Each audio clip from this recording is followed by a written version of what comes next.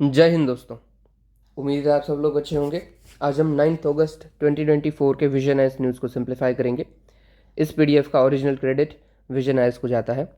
चलिए शुरू करते हैं। तो सबसे पहले हमारी न्यूज़ है ड्रग अप्रूवल को रिलेटेड, यानी कि दवाइयों के अप्रूवल के रिलेटेड। इसको कौन देखता है? तो CDSCO देखता है। सबसे पहले उसी को देख लेते हैं कि ये बॉडी क्या है और क्या करती है। देखिए, CDSO मतलब central drug standard and control organization. ये ministry of health and family welfare के अंदर काम करती है और ये नेशनल रेगुलेटरी अथॉरिटी है इंडिया की।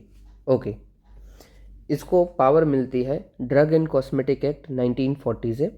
इन शॉर्ट ये करती क्या है ऑर्गेनाइजेशन कि जितने भी ड्रग्स आते हैं, यानी कि मेडिसिन आती है, उसका अप्रूवल करना, उसका क्लिनिकल ट्रायल करना और पर्टिकुलर कोई स्टैंडर्ड प्रिस्क्राइब करना, ये सब काम है CDSCO का।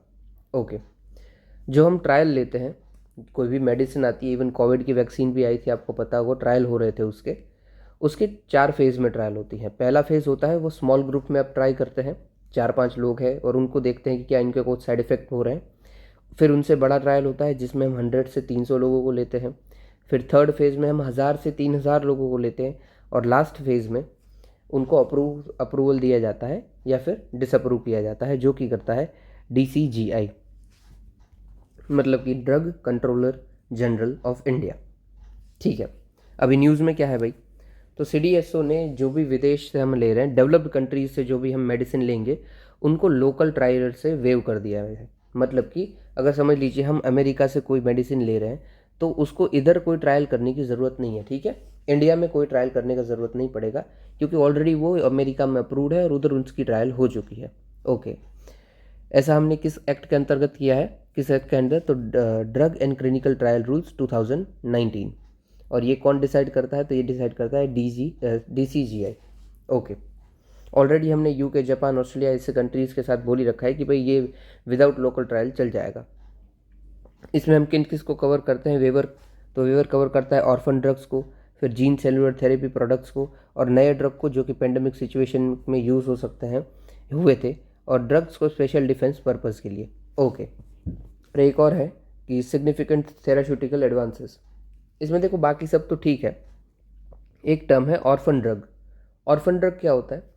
तो जो ड्रग ऑर्फन डिजीज़ को क्योर करे वो ऑर्फन ड्रग। अभी ऑर्फन डिजीज़ क्या होते हैं? तो ऐसे डिजीज़ जो कि बहुत ही रेयर हैं, वो है ऑर्फन डिजीज़, राइट? जो कि बहुत ही रेयर है वो है ऑर्फन डिजीज़, और जिसको वो क्योर होते हैं जिससे, वो है ऑर्फन ड्रग। ओके, तो देख लीजिए definition, drug intended to treat condition which affect not more than 5 lakh people, मतलब कि जो ऑर्फन डिजीज़ है। ओके, हालांकि हमने भले ही लोकल वेवर दे दिया हो ट्रायल का, बट फेज़ 4 का अप्रूवल तो इन्हें मिलना ही चाहिए, तभी ये जाके जाएगा। और ये कौन देते हैं? तो ये देते हैं DCGI। ओके, सिग्निफिकेंस क्या है? ये वेवर हमने दे दिया है कि लोकल ट्रायल मत करना। इसका फ़ायदा क्या मिलेगा? सबसे पहले जो न्यू मेडिसिन हमें मिल रही है वो न्यू मेडिसिन अवेलेबल हो जाएगी। फिर जो पब्लिक प्रोक्योरमेंट की कॉस्ट होती है बाय गवर्नमेंट, वो कम हो जाएगी। और फार्मास्यूटिकल कंपनीज़ की भी कॉस्ट होती है जो, वो भी कम हो जाएगी, क्योंकि ये ट्रायल करना पड़ता है। कोई भी मेडिसिन आती है उसकी, तो ट्रायल अगर नहीं करेंगे तो उसकी कॉस्ट तो बची जाएगी, राइट? ओके, चलिए नेक्स्ट न्यूज़ देखते हैं। फिर है central introduce Waqf amendment bill 2024। Okay, I don't know whether you know it और डोंट, बट देख लीजिए क्या है। वक्फ बोर्ड करके एक बॉडी है, यहाँ पे देख लेना, वक्फ बोर्ड। इसका काम क्या होता है कि कोई भी मूवेबल या फिर इमूवेबल प्रॉपर्टी हो, उसको वो रिलीजियस पर्पस के लिए, मतलब चैरिटेबल पर्पस के लिए यूज़ कर सकता है एज अ डीड और इंस्ट्रूमेंट। मतलब वो पूरी की पूरी प्रॉपर्टी यूज़ हो सकती है या फिर पूरी की पूरी property as a instrument use हो सकती है, साधन और साध्य दोनों के रूप में यूज़ कर सकते हैं। ठीक है, अभी वो वेदर प्रॉपर्टी किसी की भी हो, अगर बोर्ड को ये सही लगता है कि हाँ ये प्रॉपर्टी हमें यूज़ में आ सकती है, तो उसको यूज़ कर सकते हैं। समझ लीजिए कि कोई एक खाली ग्राउंड है और प्रॉपर्टी को लगता है, वक्फ बोर्ड को लगता है, yes it is right to use it for charitable purpose, then they can use it. Okay, अभी हमने अमेंडमेंट लाया है। अमेंडमेंट क्या बात कर रहा है? रुकिए, अमेंडमेंट से पहले ये देख लीजिए, जो मैंने ये वक्फ बोर्ड बोला, ठीक है, ये वक्फ बोर्ड की काउंसिल कौन सी, मतलब उसके ऊपर कौन सी बॉडी है? तो उसके ऊपर है सेंट्रल वक्फ काउंसिल, जो कि स्टैट्यूटरी बॉडी है। ओके, अभी देख लीजिए अमेंडमेंट में क्या है। तो भाई कोई भी प्रॉपर्टी आप ले रहे हो, उसका आपको एक डेटाबेस तैयार करना है और वो रजिस्ट्रेशन करवा देना है विद इन 6 मंथ्स उस प्रॉपर्टी का। ये पहला अमेंडमेंट है कि प्रपोज किया है। दूसरा, कोई भी ऐसी प्रॉपर्टी, वक़्फ़ हम किसको बोलेंगे प्रॉपर्टी को कि जो किसके अंदर आएगा, तो ऐसा कोई भी पर्सन जो कि 5 साल से ज़्यादा इस्लाम फॉलो कर रहा हो और वो खुद किसी ऐसी प्रॉपर्टी का मालिक हो, तो वो इसको कंसिडर कर सकता है, वो वक़्फ़ के अंदर आ सकता है। और साथ ही साथ ये जो हमने बोर्ड बनाए हुए हैं, स्टेट वक़्फ़ बोर्ड है और सेंट्रल वक़्फ़ काउंसिल है, इसके अंदर हम इंश्योर करेंगे कि नॉन मुस्लिम रिप्रेजेंटेशन भी हो और वुमेन का रिप्रेजेंटेशन भी हो। ये वक़्फ़ बोर्ड पर्टिकुलरली इस्लाम के लिए काम करता है, मतलब मुस्लिम कम्युनिटी के लिए हमने बनाया हुआ बॉडी है। ओके, फिर ये डायरेक्ट करता है कि ये अमेंडमेंट कि इसकी ऑडिट भी हो सकती है, जो कि सीएजे प्रिस्क्राइब करेगा कि कौन आके ऑडिट करेगा, कंट्रोलर ऑडिटर जनरल, या फिर कोई ऐसा ऑफिसर करेगा जो कि सेंट्रल गवर्नमेंट डेजिग्नेट करेगी। ओके, अभी समझ लीजिए कि कोई डिस्प्यूट हो जाती है, यही देख लीजिए कि ये ग्राउंड वक़्फ़ बोर्ड ने बोल दिया था कि हमारे लिए ये यूज़ में आएगा, ये ज़रूरी है। फिर बाद में ये सामने आता है कि ये ग्राउंड की तो ऑनरशिप है किसी राजू भाई के पास, ठीक है, तो डिस्प्यूट हो गई। तो फिर इस डिस्प्यूट को सॉल्व कौन करेगा? समझिए राजू भाई की ना हो, गवर्नमेंट की हो, कोई की भी हो, प्राइवेट प्रॉपर्टी मत सोचिए, चलो कि गवर्नमेंट ही सोच लीजिए कि गवर्नमेंट प्रॉपर्टी हो, गवर्नमेंट क्लेम करे कि हमें इसके ऊपर रेलवे स्टेशन बनाना है, तो ये डिस्प्यूट हो गया। ये डिस्प्यूट को सॉल्व कौन करेगा? तो डिस्ट्रिक्ट कलेक्टर करेगा, आईएएस, ठीक है। ऑब्जेक्टिव क्या है इस बिल के पास? तो भाई ये और ट्रांसपेरेंसी एडमिनिस्ट्रेशन में लाएगा, मैनेजमेंट और अच्छा करेगा और स्टेट बोर्ड को पावर देगा वक्फ बोर्ड के रजिस्ट्रेशन का, सर्वे उसकी प्रॉपर्टीज़ के सर्वे का।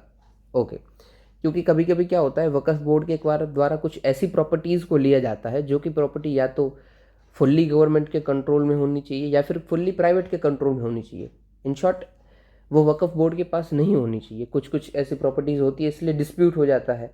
स्टेट गवर्नमेंट को उसके ऊपर कुछ डेवलपमेंट का प्रोजेक्ट बनाना है या फिर कोई वो प्राइवेट प्रॉपर्टी है, और बहुत सारे और भी प्रोविजंस हैं। आप अगर अलग से चाहो तो मुझे बताना कि हम अलग से एक वीडियो बना देंगे। चलिए नेक्स्ट देखते हैं।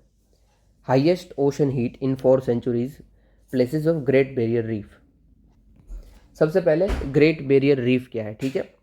तो देखो, ऑस्ट्रेलिया का जो एरिया है, समझ लीजिए ये ऑस्ट्रेलिया है, ठीक है। तो ये ऑस्ट्रेलिया का जो ये एरिया आता है, नॉर्थ ईस्ट साइड वाला, उस एरिया में मिलती है ग्रेट बैरियर रीफ। ओके, अब ये ग्रेट बैरियर रीफ क्या होती है? तो छोटे छोटे एक एनिमल्स होते हैं, पॉलिप्स जिसको हम बोलते हैं, ऐसे छोटे छोटे वो दिखते हैं, छोटे छोटे छोटे छोटे वो एनिमल होते हैं। ये सारे एक ग्रुप बना लेते हैं और एक साथ जुड़ जाते हैं। फिर यही पानी के अंदर ये होता है, पानी के अंदर एक साथ ये जुड़ जाते हैं, जिसको हम सिंदारिया बोलते हैं, ये जो छोटे छोटे मैं बोल रहा हूँ पॉलिप्स को। और ये इनवर्टिब्रेट्स होते हैं। इनवर्टिब्रेट मतलब जिनके स्पाइन हो। जितने भी वर्ल्ड में एनिमल्स हैं उसमें से 95% के आसपास इनवर्टिब्रेट्स हैं जिनकी स्पाइन नहीं होती है, ठीक है। तो ये जो छोटे छोटे पॉलिप्स हैं वो सब एक साथ जुड़ जाते हैं पानी के अंदर। फिर पानी से, मतलब वाटर से, और आसपास जो एल्गी होती है पानी के अंदर, उस एल्गी से वो कैल्शियम और कार्बन दोनों को अब्जॉर्व करते हैं। और इन दोनों के अब्जॉर्प्शन करने के बाद वो एक स्ट्रक्चर बनाते हैं, कैल्शियम कार्बोनेट का स्ट्रक्चर, ठीक है। कैल्शियम कार्बोनेट का स्ट्रक्चर आपको पता होगा, इससे स्ट्रांग होता है, सॉलिड स्ट्रक्चर बन जाता है, तो वो उसका बन जाता है घर, ठीक है। तो इन शॉर्ट इन लोगों ने किया का एल्गी से ऑब्जर्व किया कैल्शियम और उसी से अपना घर बना लिया, ठीक है। ओके, अभी आपको इसकी फ़ोटो दिखाता हूँ ताकि आपको ना तुरंत ही पता चल जाएगा। देखो, ये है कोरल रीफ, आपने मूवीज़ में भी देखा होगा, बहुत सारी जगह पे देखा होगा। इन शॉर्ट ये करती क्या है, तो ये जो कैल्शियम कार्बोनेट का स्ट्रक्चर बना लिया है, एक सेकंड रुकिए सिर्फ आप, ये देखिए, ये जो होता है ना, ये वो स्ट्रक्चर बना लेते हैं और फिर उसके ऊपर अपना एरिया वास्ट बड़ा ही करते जाते हैं, करते जाते करते जाते। जब ऐसा समझ लीजिए, ये तो इतना बड़ा स्ट्रक्चर है ना, वो शुरू से इतना बड़ा नहीं होगा, शुरू से वो सिर्फ इतना ही होगा। फिर उन्होंने अपना एरिया और बढ़ा दिया और ये इतना हो गया, फिर और बढ़ा दिया, इतना हो गया, फिर इस साइड भी वो बढ़ते गए। ये पूरा का पूरा ये जो आपको दिख रहा है, ये कैल्शियम कार्बोनेट का स्ट्रक्चर है। फिर उनके ऊपर ये रहते हैं और उनके ही ऊपर ये बढ़ते जाते हैं, बढ़ते जाते हैं, बढ़ते जाते हैं, ठीक है। इनको एनर्जी कहाँ से प्रोवाइड मिलती है? तो एल्गी से इनको एनर्जी मिलती है, और जो ये कोरल रीफ का एरिया है वहाँ पे एल्गी रह सकती है, ठीक है। एल्गी इन शॉर्ट क्या करती है, हटा दीजिए इनको। एल्गी क्या करेगी, एल्गी जो एरिया बड़ा सा है, एल्गी वहाँ पे रहेगी, ठीक है। एल्गी का पर्टिकुलर एक नाम भी होता है, जू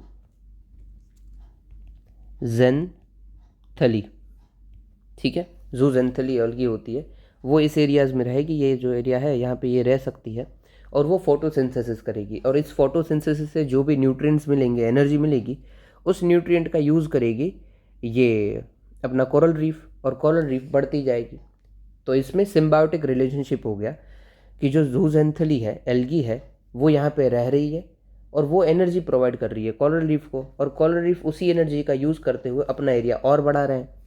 मतलब एक बंदा उसको घर दे रहा है, एल्गी को घर मिल रहा है रहने का, और जो अपना कोरल रीफ है उसको मिल रही है एनर्जी।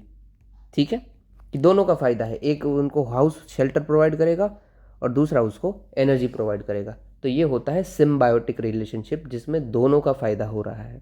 ठीक है, तो ये है कुछ कोरल रीफ की घटना, कोरल रीफ कैसे बनती है।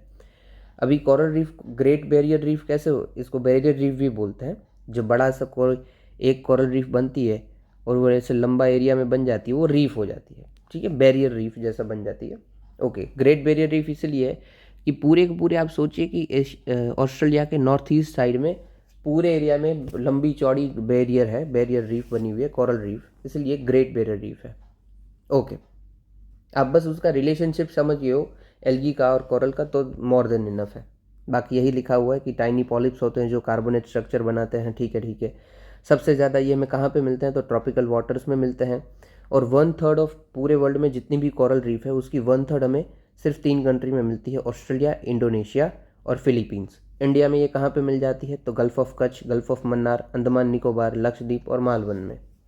ठीक है, और जो ये ग्रेट बैरियर रीफ जो है ऑस्ट्रेलिया की, वो यूनेस्को वर्ल्ड हेरिटेज साइट भी है। इंपॉर्टेंस क्या है भाई कोरल रीफ की, तो भाई ये जो बायोडाइवर्सिटी है कोरल रीफ की वो बहुत ही ज़्यादा होती है। इवन समझ लीजिए कि जो ट्रॉपिकल रेन फॉरेस्ट है अपने, उससे भी ज़्यादा बायोडाइवर्सिटी यहाँ पे मिलती है। फिर ये कोस्ट लाइन को प्रोटेक्ट करती है फ्रॉम स्ट्रॉम्स एंड इरोजन। हमने देखा ना उनका शेप ही कैसा है, अगर अचानक से कोई स्ट्रॉम आ रहा है या फिर तो उसको रोक लेंगी, प्रोटेक्ट कर लेगी। और ये कार्बन सिंक है क्योंकि ये बहुत बड़ी मात्रा में कार्बन को ऑब्जर्व कर रही है ना, उसी से तो ये कार्बोनेट का स्ट्रक्चर बनाती है, तो कार्बन की सिंक है। तो इतनी अगर कोरल रीफ इंपॉर्टेंट है तो हमने क्या किया भाई, इनके लिए स्टेप्स लिए हैं। तो एक कोरल ट्राइंगल इनिशिएटिव हमने लिया है जिसमें हम कोरल रीफ को ऑफकोर्स प्रोटेक्ट करेंगे, और एक कोरल ट्राइंगल भी है हमारा जिसके अंदर कुछ कुछ कंट्रीज़ आती है, जैसे कि Malaysia, Philippines, Papua New Guinea, Timor Leste, Solomon island.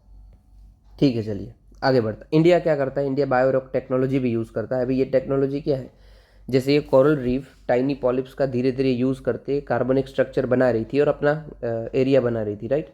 Biorock में हम क्या करते हैं, आर्टिफिशियली उन्हें ये एरिया बना के दे देते हैं कि आप बस अभी सिर्फ आओ और उधर रहो, ऐश करो, दैट्स इट। ठीक है, कि आर्टिफिशियली कोरल रीफ को बनाना मतलब बायोरॉक टेक्नोलॉजी। ठीक है, चलिए अभी दिक्कत क्या आ रही है, न्यूज़ में क्या था कि कोरल ब्लीचिंग हो रही है। कोरल ब्लीचिंग क्या होती है, मैंने आपको ये फ़ोटो दिखाई ना कि कितने कलरफुल कोरल रीफ है। अभी अगर बहुत ज़्यादा गर्मी बढ़ जाती है तो ये जो कलर है ना कोरल रीफ का, वो कम्प्लीटली वाइट हो जाता है। जैसे ब्लीचिंग हम करते हैं तो वाइट हो जाता है ना, तो ये भी वाइट हो जाता है। तो इसी को हम बोलते हैं कोरल ब्लीचिंग।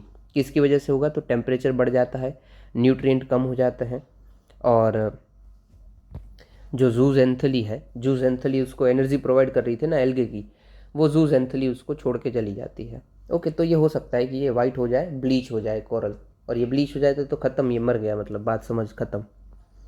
चलिए थोड़ा सा बड़ा हो गया बट इट्स फाइन।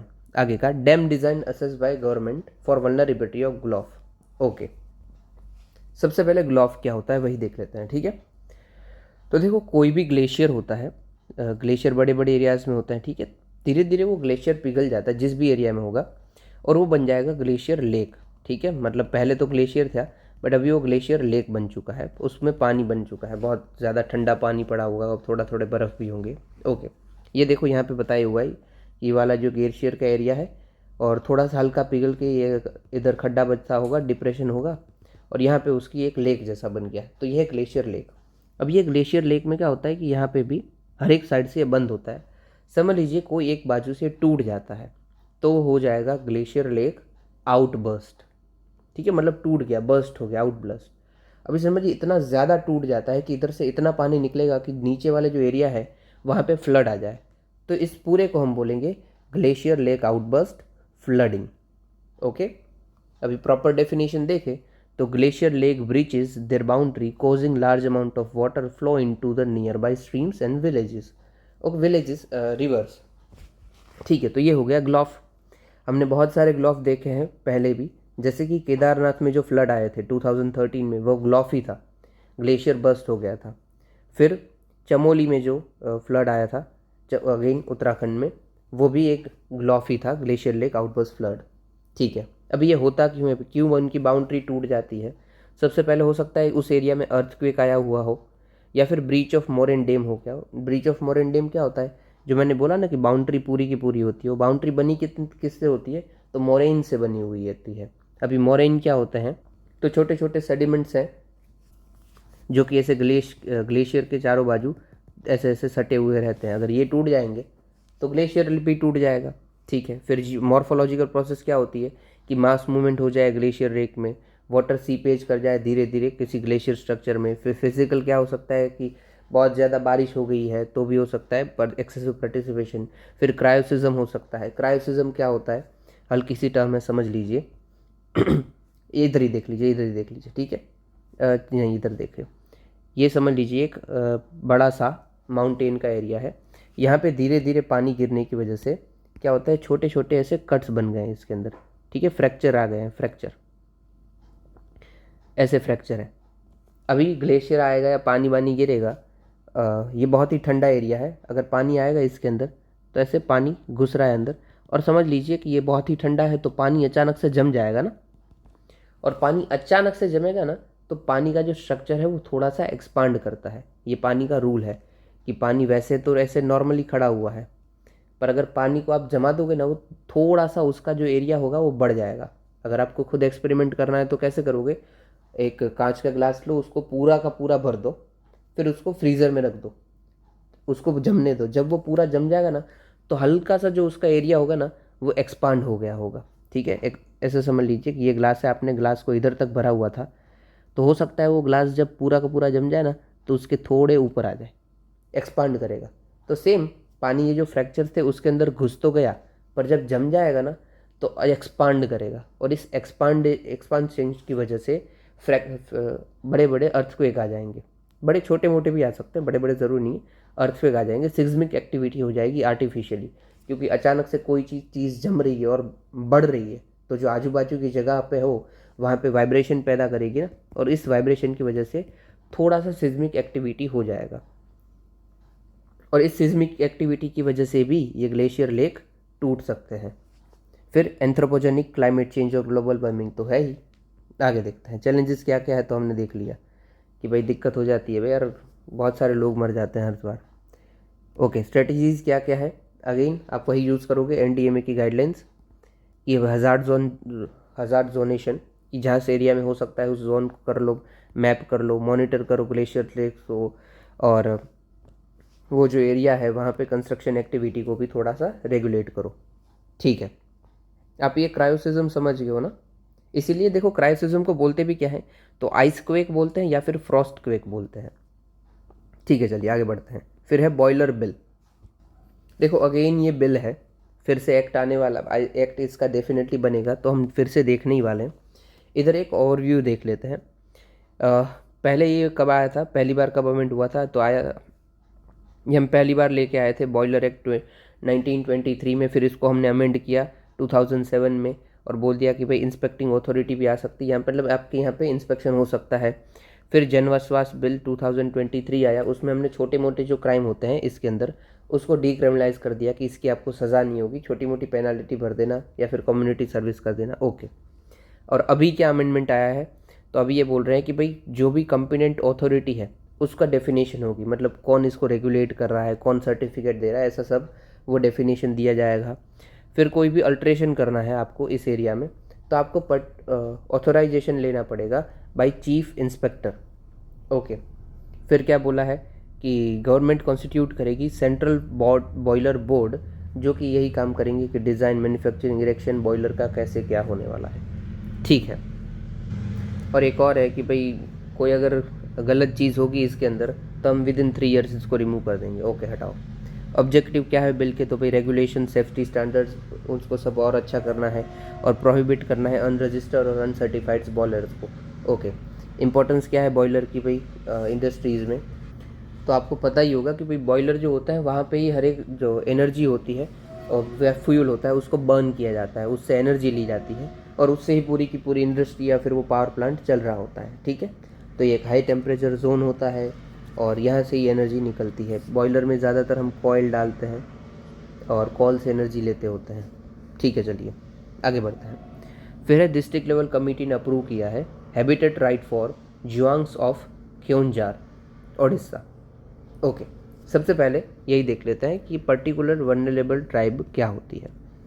चलिए, तो भाई गवर्नमेंट ने ढेबर कमेटी बिठाई थी अराउंड 1960 के आसपास और उन्होंने बताया था कि हमारे यहाँ पे 75 पर्टिकुलरली वनरेबल ट्राइब है। अब ये पर्टिकुलर वनरेबल ट्राइब क्या है भाई? तो ऐसे लोग हैं जिनके पास लिटरेसी लेवल कम है, इकोनॉमिक बैकवर्डनेस है, उनकी जो पॉपुलेशन है वो स्टेगनेंट है, वो भी नहीं बढ़ रही है और इवन वो pre agriculture level of technology के साथ जी रहे हैं, मतलब बिछड़े हुए रहोगे, ठीक है। उनके पास कुछ भी बेसिस नहीं है कि वो अपने आप को हाई स्टैंडर्ड्स पर ले जा सके, ठीक है। तो ऐसे हम ग्रुप्स को आइडेंटिफाई करते हैं और उनको बोलते हैं particularly vulnerable tribal group.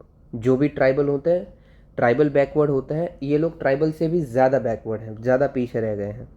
Okay, तो वैसे ढेबर कमीशन ने आइडेंटिफाई किए थे 75 कि हमारे पास 75 पर्टिकुलर वनरेबल ट्राइबल ग्रुप है across 18 states and 1 union territory.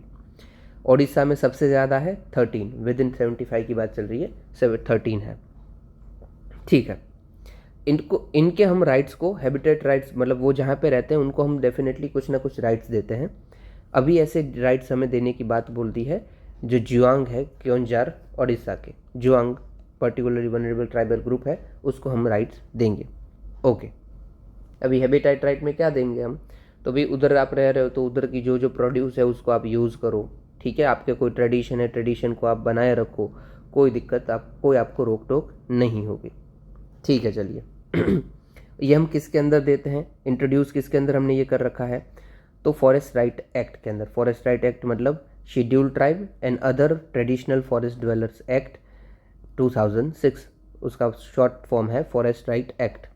और फॉरेस्ट राइट ही डिफाइन करता है व्हाट मीन्स ऑफ हैबिटेट। तो हैबिटेट ऐसी जगह है जहाँ पे जो ये ट्राइबल ग्रुप है वो अपनी कस्टमरी प्रैक्टिस फॉलो करते हैं और ये बहुत टाइम से ऑलरेडी उधर रह रहे हैं, वेदर उनका जो हैबिटेट है वो रिजर्व या फिर प्रोटेक्टेड फॉरेस्ट में है या नहीं है, कोई फ़र्क नहीं पड़ता है, ठीक है। चलिए, तो प्रॉपर डेफिनेशन क्या है? तो customary habitat in reserve and protected forest और primitive tribal group and pre agriculture community. Okay, चलिए आगे बढ़ते हैं। हाँ भाई, थोड़ी सी ये माहिती ले लो। जो ये जुआंग ट्राइब की बात है, तो जुआंग ट्राइब क्या है? तो दो ग्रुप में इसको क्लासिफाई किया जाता है। एक तो हिल ट्राइब, मतलब जो हिल पे रहती है, यानी कि उनको थानिया बोलते हैं, और दूसरा जो कि प्लेन में रहते हैं, जिनको हम बगूदिया बोलते हैं। ओके, तो थानिया जोंग और बगूदिया जोंग, इनको पहले हम पतुआ बोलते थे। पतुआ इसलिए क्योंकि ये जो पत्ते होते हैं पत्तों की स्कर्ट्स पहनते थे, इसलिए पत्तों की स्कर्ट से पतुआ। ऑक्यूपेशन इनका क्या है मेजरली? तो शिफ्टिंग कल्टीवेशन करते हैं। शिफ्टिंग कल्टीवेशन मतलब जो भी जंगल का एरिया है उसको पहले एग्रीकल्चर किया, फिर जला दिया, फिर अगेन एग्रीकल्चर किया, जला दिया, ऐसे आगे आगे बढ़ते जाते हैं। इनको हम दूसरी शिफ्टिंग कल्टीवेशन को ये लोग तोइला छास बोलते हैं, तोइला चासा ऐसा कुछ बोलते हैं। ओके, ये स्पेशल किस में है? स्किल क्या है इनके पास? तो डेकोरेटिव कॉम बनाते हैं और टबाकू के केसेस बनाते हैं, ठीक है। Other particularly vulnerable tribal group के नाम इधर थोड़े बहुत दिए हैं, जैसे पौडी भुयांस दियोघर के, बारिया मध्य प्रदेश के, बाईगा छत्तीसगढ़ से, और जुआंग जयपुर में भी हैं, ठीक है। चलिए आगे बढ़ते हैं। अभी शॉर्ट न्यूज़ है, जल्दी कवर करेंगे, वैसे भी दम नहीं है आज। फ्लोटिंग सोलर प्रोजेक्ट बोला है। फ्लोटिंग सोलर प्रोजेक्ट क्या होता है?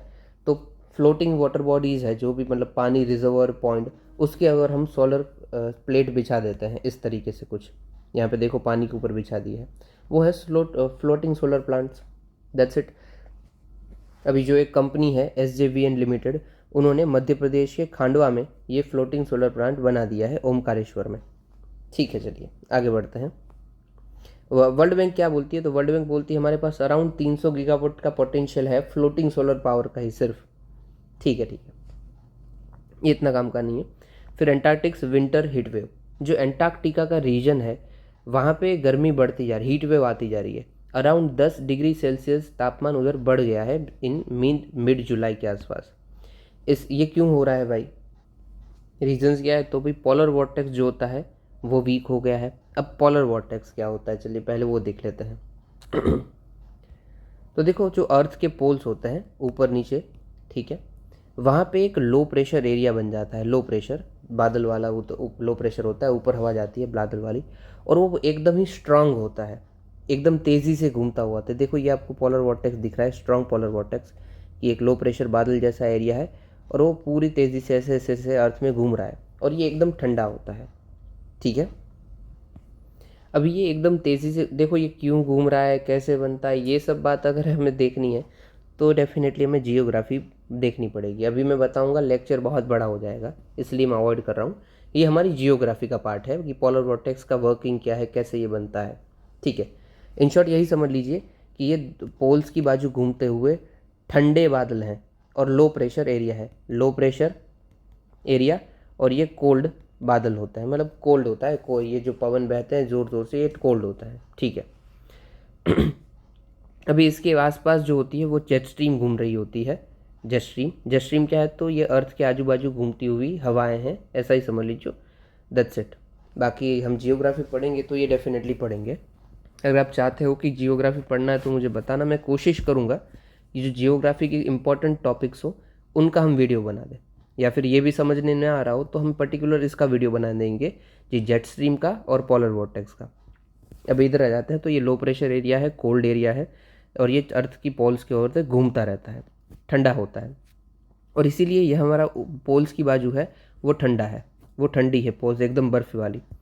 अभी ये अगर वीक पड़ जाता है, देखो ये इधर ये थोड़ा सा वीक पड़ जाए, इधर तो जेट स्ट्रीम वीक पड़ी है, बट समझ लीजिए कि वीक पड़ जाता है, तो क्या होगा कि ये जो ठंडा एरिया है उधर भी गर्मी आ जाएगी, राइट।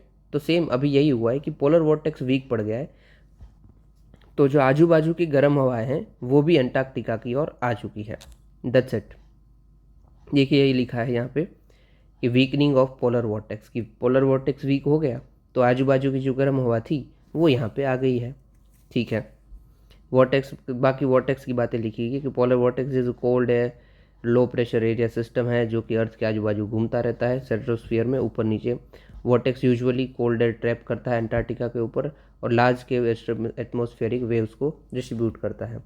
ओके, देखिए इस फोटो को ध्यान से देख लीजिए, थोड़ा और बता ही देता हूँ मैं। ये वॉर्टेक्स घूम रहा है, ठीक है, और इसके आजू बाजू जेट स्ट्रीम होती है, ये जेट स्ट्रीम है। अगर जेट स्ट्रीम स्टेबल है तो वॉर्टेक्स भी अपनी जगह पे स्टेबल रहेगा। अभी समझ लीजिए जेट स्ट्रीम लूज हो जाती है, ये देखो जेट स्ट्रीम यहाँ पे वीक हो गई है, ये ऊपर नीचे हो गई, बहुत ज़्यादा वीक हो गई, तो क्या होगा, जो पोलर वॉट इस तरफ जो हुई है यहाँ पे ठंडी हवाएं घुस जाएगी, और जिस तरफ ये दब गया है वहाँ पे गर्म हवाएं घुस जाएगी। मतलब पोलर वॉर्टेक्स के एरिया में ये वार्म एयर घुस रही है, और जो वार्म एरिया था वहाँ पे कोल्ड एयर घुस रही है, तो ये दिक्कत दे देता है, ठीक है। इसी की वजह से जो अमेरिका का एरिया हो है वहाँ पे कई बार इतनी ठंडी हो जाती है कि उधर की जो लेक है, लेक सुपीरियर, वो सब भी एकदम ठंडी हो जाती है। लेक मिशिगन, सुपीरियर बहुत सारी है, तो ये सब एकदम ठंडी हो जाती है, जम जाती है, उधर ऑफिसेज बंद कर दी जाती है, स्कूल बंद कर दी जाती है। तो मेन रीज़न क्या है, यही कि पोलर वॉर्टेक्स की जो ठंडी हवा है वो अमेरिका तक घुस जाती है। और क्लाइमेट चेंज कैसे हो जाए, मतलब अंटार्कटिका, आर्कटिक और अंटार्कटिका को वैसे असर करती है, क्योंकि जेट स्ट्रीम वीक पड़ेगी तो उधर की जो पोल्स की ओर इक्वेटर से गर्म हवाएं घुस जाएगी पोल्स के एरिया में, तो पूरा इधर उधर हो जाएगा, ठीक है। ठीक है, चलिए आगे बढ़ते हैं। फिर है credit information companies. In short ये कंपनीज का काम क्या है कि जो भी पर्सन लोन ले रहा है, क्रेडिट कार्ड यूज़ कर रहा है, उसको बस आइडेंटिफाई करना कि भाई ये लोग टाइम से रीपेमेंट कर रहे हैं कि नहीं कर रहे हैं। अगर नहीं कर, और इसी के अकॉर्डिंग वो अपना बनाते हैं क्रेडिट स्कोर। आपने सुना ही होगा एडवर्टाइज में कि जानिए अपना क्रेडिट स्कोर, ये वो क्रेडिट स्कोर बनाते हैं कि बंदे का क्रेडिट स्कोर कितना है, उधारी लेने वाला कितना चुका देते हैं। अगर आप टाइमली चुकाते हो तो आपका क्रेडिट स्कोर ऊपर होगा, और अगर आप नहीं चुका पाए हो तो आपका क्रेडिट स्कोर नीचे होगा। अब इससे क्या फ़ायदा होगा कि इन फ्यूचर अभी समझ लीजिए कि किसी को लोन लेनी है, सिर्फ उसका क्रेडिट स्कोर देखा जाता है कि क्रेडिट स्कोर अगर 700 से ऊपर है तो बंदे का क्रेडिट स्कोर अच्छा है, इसको लोन दे दो, और किसी का क्रेडिट स्कोर 200 है तो पता चल जाएगा कि यार ये बंदा लोन चुकाता नहीं है टाइम पे, इसको मत दियो। ठीक है, तो ये जो क्रेडिट स्कोर मेजर करने वाला काम है, ये जो कंपनीज करती है वो है क्रेडिट इंफॉर्मेशन कंपनीज। इस कंपनी को लाइसेंस कौन देता है? तो आरबीआई देता है। और रेगुलेट ये किसके अंदर होती है? तो ये रेगुलेट होती है credit information commission, sorry credit information companies regulation act 2005। ठीक है, चलिए, ये यूपीएससी का पीवाईक्यू है। यूपीएससी ने पूछा था कि इनमें से कौन से नाम क्रेडिट कंपनीज के हैं, जैसा कुछ था। उसमें ऑप्शन था कि भाई क्रिसिल, इकरा, ऐसा कुछ था। ठीक है, ये क्रेडिट कंपनीज है और क्वेश्चन वही था कि क्या ये क्रेडिट कंपनीज है, ऐसा कुछ।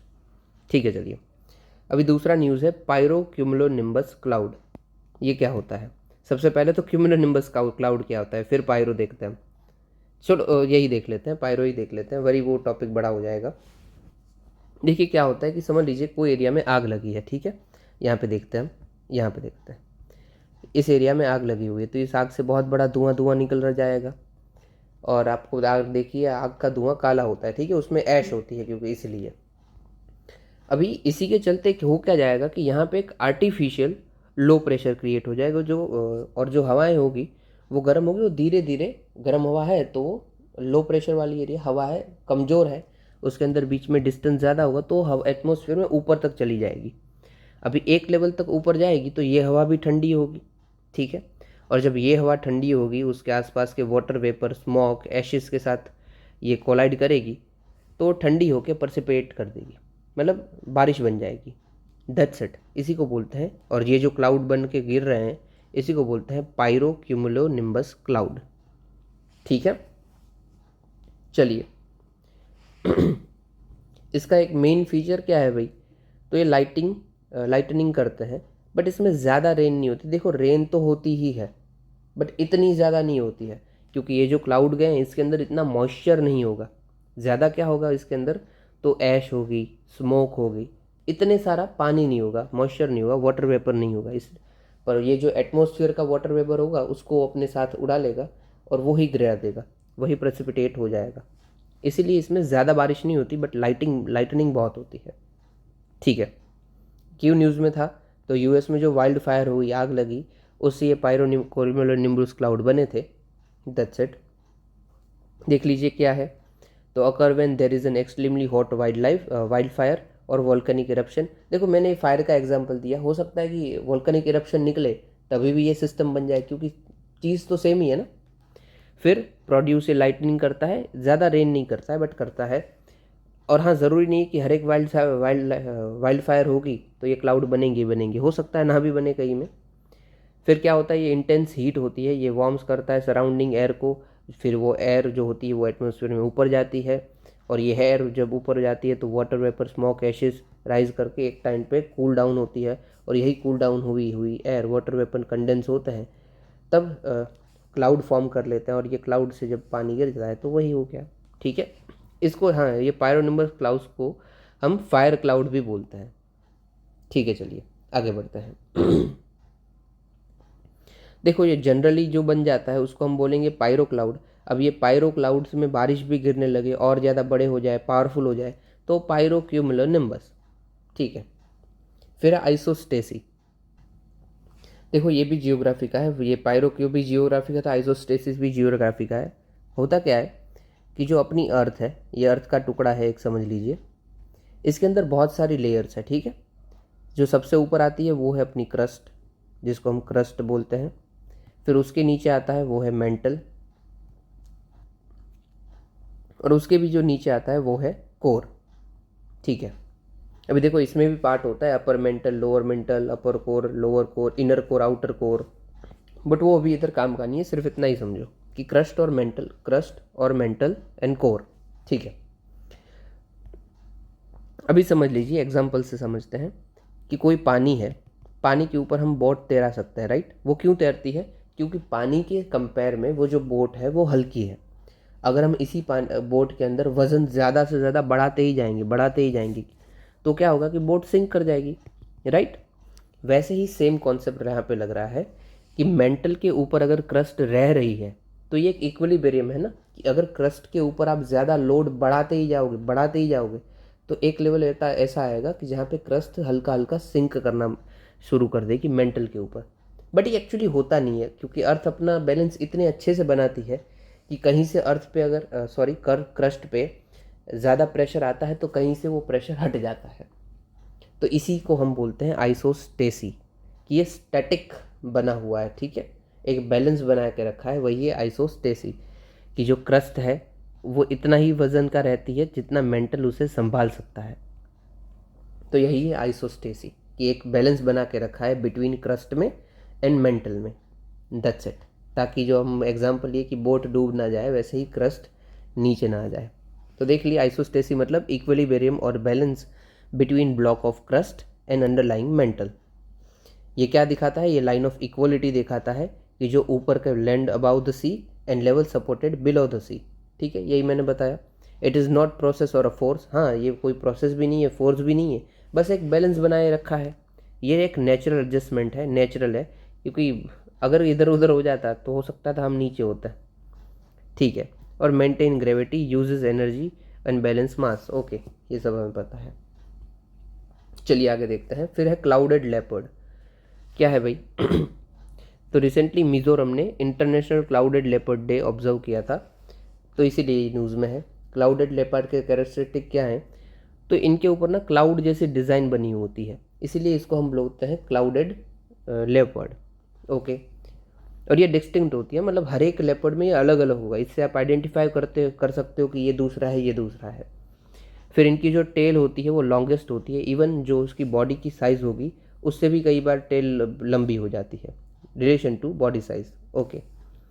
फिर it is more than home of trees rather than ground, मतलब ये आपको ज़्यादातर ट्रीज़ पे मिलते हैं, वो ट्रीज़ पे चढ़ के ऊपर बैठे होते हैं, देखो यहाँ पे भी ये ट्रीज़ में ही बैठे हैं, जबकि ज़मीन पे ये कम रहते हैं। इवन ये जो क्लाउडेड लियोपार्ड होते हैं वो अगर हमला भी करते हैं ना अपने शिकार पे, तो ट्रीज़ पे बैठे बैठे अचानक से हमला कर देते हैं, इसलिए इनके हमले से बचना भी थोड़ा कम चांसेस होते हैं, ठीक है। अभी ये क्यों भाई, थ्रेट्स क्या क्या है, तो हैबिटाट लॉस हो रहा है, defragmentation, poaching, illegal wild life trade, okay. इसका स्टेटस क्या है, तो वल्नरेबल है, शेड्यूल 1 में और 4 में है, एंड अपेंडिक्स 1 में है, ठीक है। चलिए आगे देखते हैं। अब ये शेड्यूल 1 और 4 क्या है, ये बता देता हूँ चलो। तो जो फर्स्ट शेड्यूल है 1, उसमें ऐसे एनिमल्स आते हैं जिसको हाईएस्ट लेवल ऑफ प्रोटेक्शन दिया जा रहा है। फिर शेड्यूल 2 आता है, उसमें हाईएस्ट से थोड़ा कम, मतलब लेसर दिया जा रहा है। फिर शेड्यूल 3 में आते हैं, उसमें हमने एनिमल देखे थे, इसमें हम देखते हैं प्लांट स्पीशीज़ को दिया जा रहा है।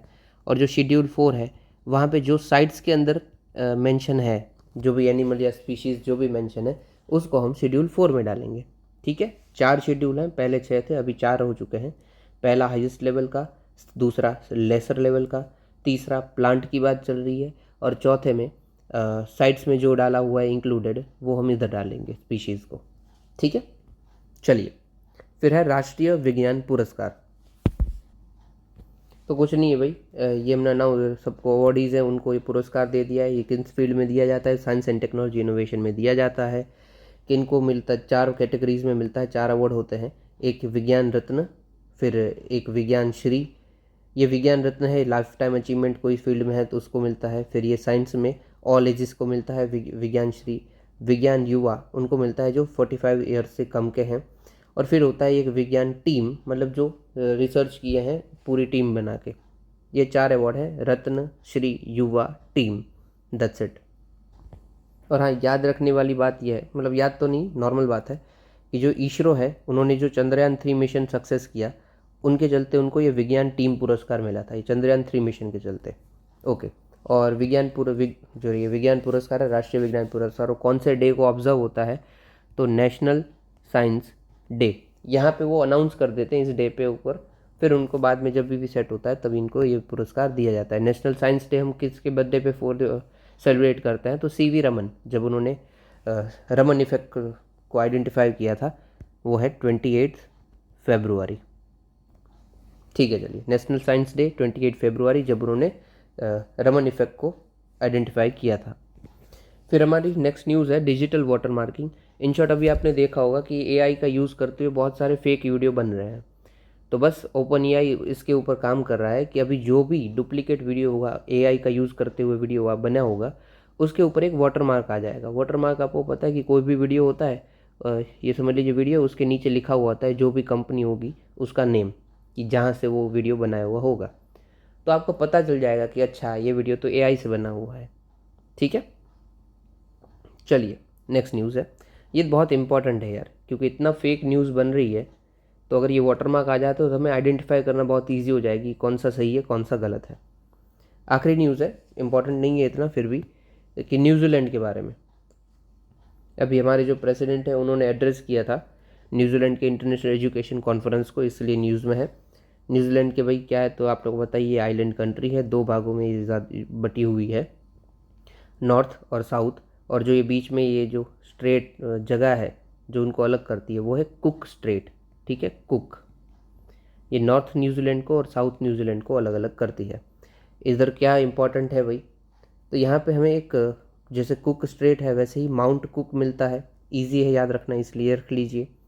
यहाँ पे वॉल्केनोज है जैसे कि वाइट आइलैंड और माउंट रॉफू, और लार्जेस्ट ग्लेशियर हमें मिलता है, मतलब न्यूजीलैंड का लार्जेस्ट ग्लेशियर वो है तस्मान ग्लेशियर। ओके, लेक है तौपो और नेचुरल लेक है, ये लार्जेस्ट नेचुरल लेक न्यूजीलैंड की। ठीक है, ये काम इतना काम का नहीं है, ये तो ऐसे ही देख लो तस्मान ग्लेशियर, क्योंकि ग्लेशियर न्यूज़ में है आजकल, और वाइट आइलैंड याद रह जाता है तो रख लो। और ये कुक स्ट्रेट तो आप याद रखोगे ही, ये रखोगे क्योंकि न्यूज़ में है और इजी भी है नेम, तो क्यों नहीं रखेंगे। इसके आजू बाजू की कंट्रीज़ देख लो, तो न्यूजीलैंड के यहाँ पर पैसिफिक ओशन आता है, लेफ्ट में उसके ऑस्ट्रेलिया है, ऊपर इसके फ्रांस है। फ्रांस देखो क्यों है, फ्रांस एक्चुअली तो यूरोप का पार्ट है, बट फ्रांस की इधर भी एक टेरिटरी है न्यू सेलेडोनिया, फ्रांस की इंडियन ओशन में भी है, वैसे ही यहाँ पे भी है न्यू सेलेडोनिया। फिर फीजी आती है, तो ये उनके हो गए neighbouring countries. Okay, that's it for this video. अगर आपको पसंद आ रहा है तो कमेंट में बिल्कुल बताइएगा कि मैं सही कर रहा हूँ, और कुछ इम्प्रूवमेंट की नीड हो तो वो भी बता दीजिएगा कि भाई इधर इम्प्रूवमेंट की नीड है। इतना सुनने के लिए आपका शुक्रिया। जय हिंद।